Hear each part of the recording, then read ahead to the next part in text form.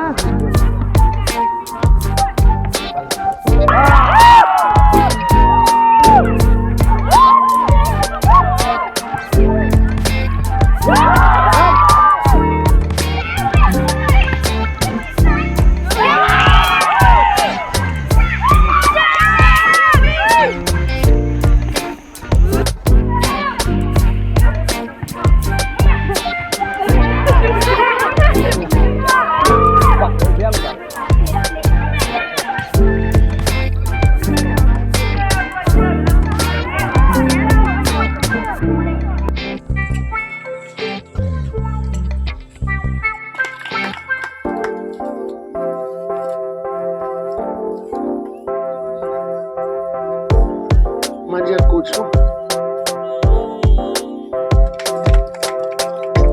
Congratulations ya bro atlet tim manager Swansim Kakash dalam teknika.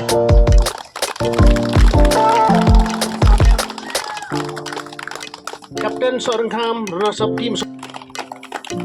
nang ta yang tu kapten wan sewoi banyarap komiti jungi banyang lang tu apa.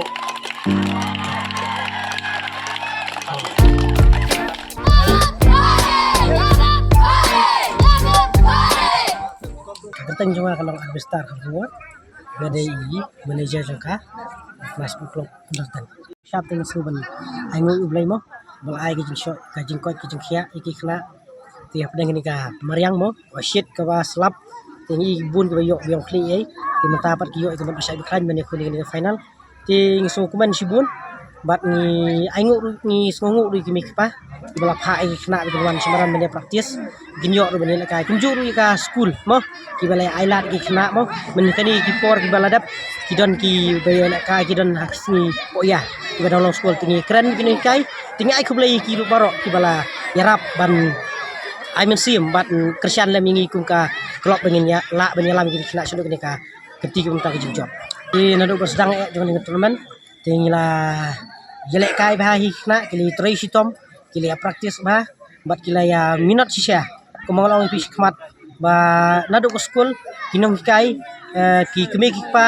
bat kumjuru ka upanai sport club hi brokoi kile ai men sim ningi dengan nang ila ban trei sitom bat hadu ka ni klimat umta kede ki jing trei lang jong baro hi ba penla ingi ngin poi sedu ka ni ka